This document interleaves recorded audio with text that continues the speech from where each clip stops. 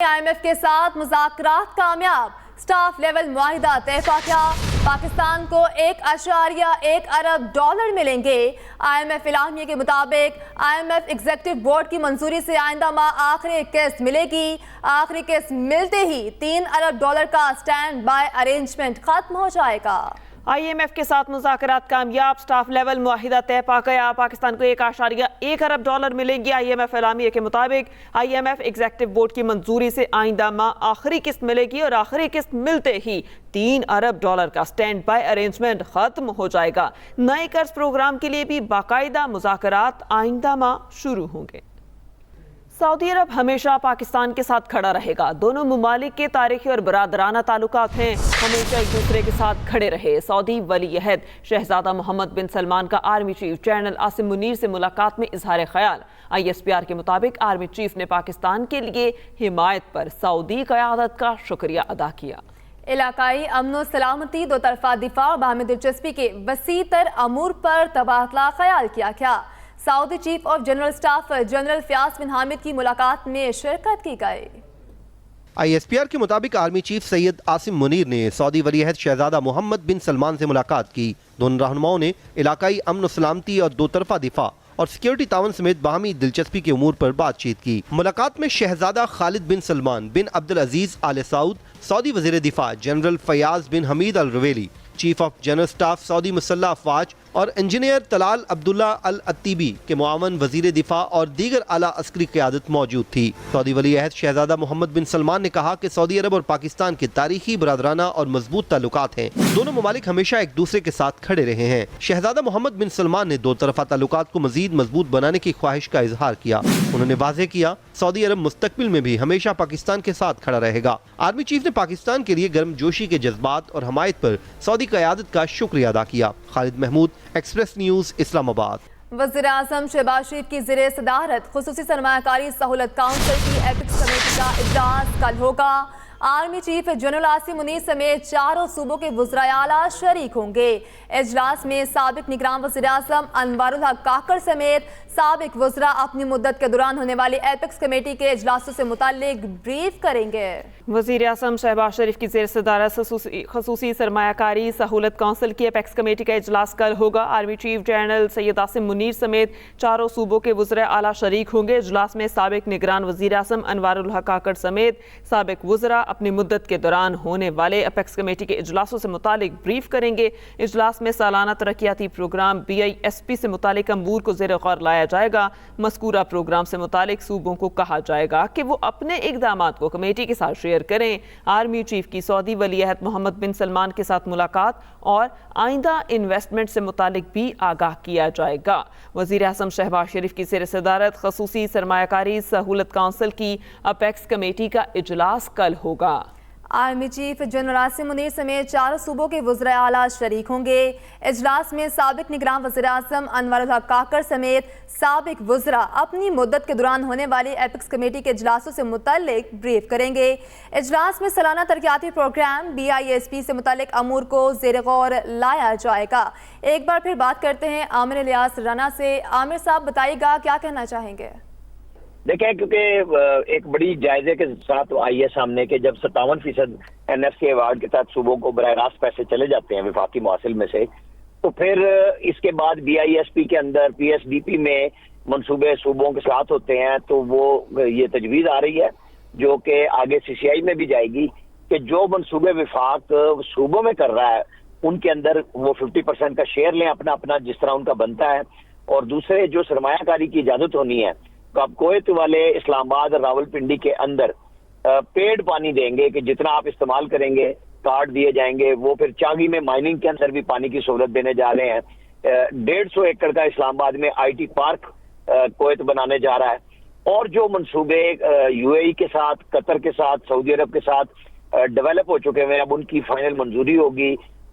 سعودی عرب کے جو محمد بن سلمان ہیں ان کا رمضان شریف کے بعد یعنی عید کے بعد پاکستان کا دورہ متوقع ہے۔ اسی طرح چائنا کے ساتھ بھی چائنا نے باقاعدہ اسپیشل دلچسپی لی ہے اور وہ رکے ہوئے تھے ML1 کے منصوبے پہ ایگریمنٹ کرنے کے لیے بھی کہ نئی گورنمنٹ آ جائے اور پھر فیصلے ہوں۔ اب آج جس طرح IMF کا معاہدہ ہو چکا ہوا ہے تو پوری دنیا کے ساتھ پاکستان کے معاہدوں میں جو حائل رکاوٹیں تھیں وہ دور ہو گئی ہیں اور ساتھ ہی یہ گلف کی سرمایہ کاری اب عملی شکل اختیار کرے گی. صحیح. عامر الیاس رانا صاحب آپ کو بہت شکریہ.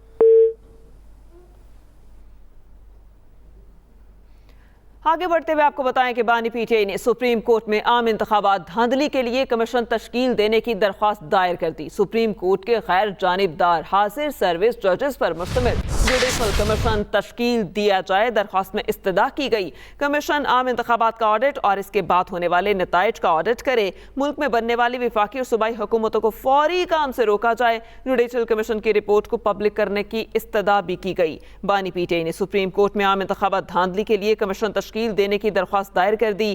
سپریم کورٹ کے غیر جانبدار حاضر سروس ججز پر مشتمل جوڈیشل کمیشن تشکیل دیا جائے. درخواست میں استدعا کی گئی اور کہا گیا کمیشن عام انتخابات کا آڈٹ اور اس کے بعد ہونے والے نتائج کا بھی آڈٹ کرے اور ملک میں بننے والی وفاقی اور صوبائی حکومتوں کو فوری کام سے روکا جائے. جوڈیشل کمیشن کی رپورٹ کو پبلک کرنے کی استدعا کی گئی.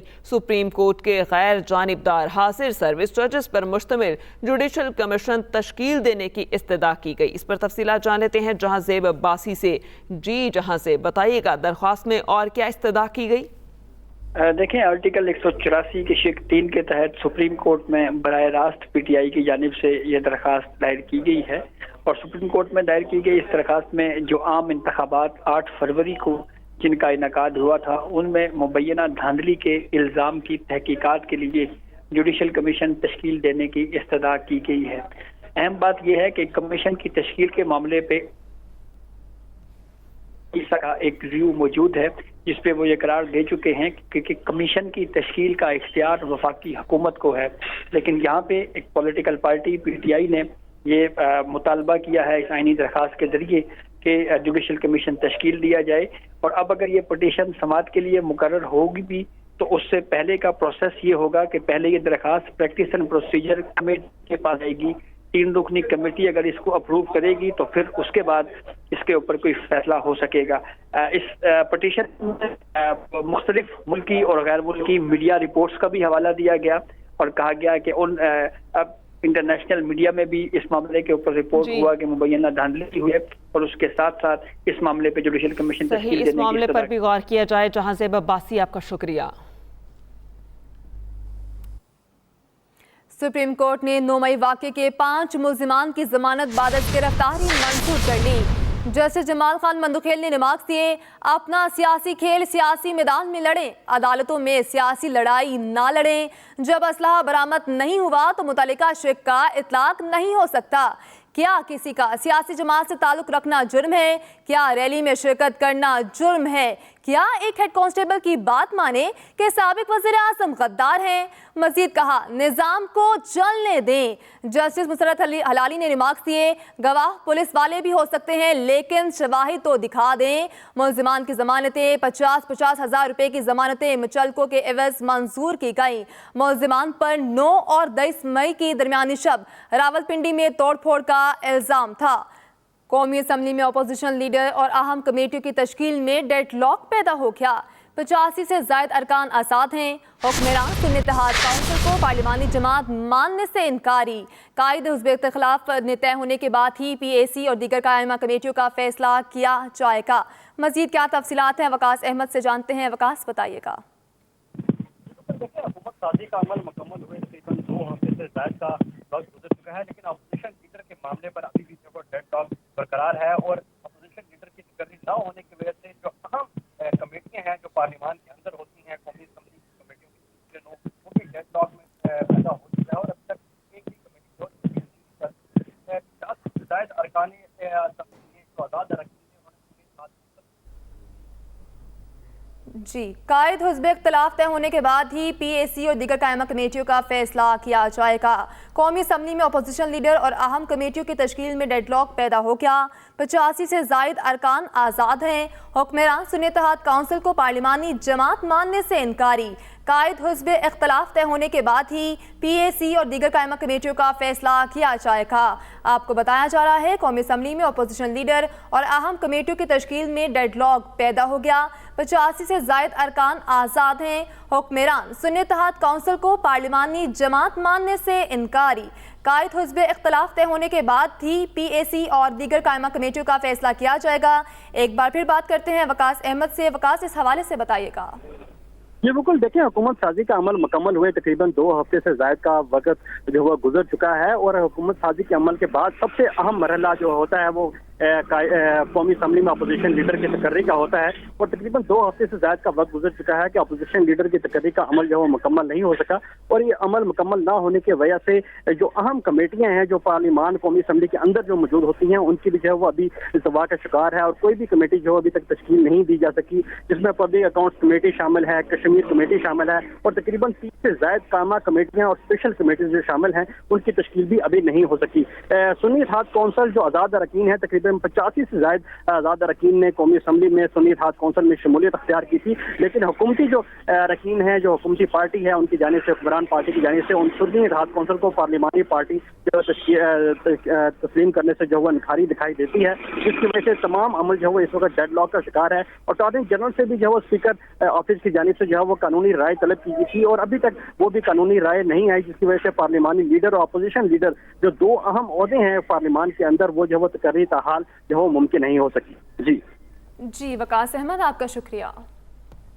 کسٹمز انٹیلیجنس لاہور نے اسمگل شدہ غیر ملکی کپڑے کی بھاری مقدار پکڑ لی. خفیہ گودام پر چھاپے میں 30,000 کلو گرام غیر ملکی کپڑا برآمد. خفیہ گودام سے پکڑے گئے کپڑے کی مالیت 9 کروڑ 70 لاکھ ہیں.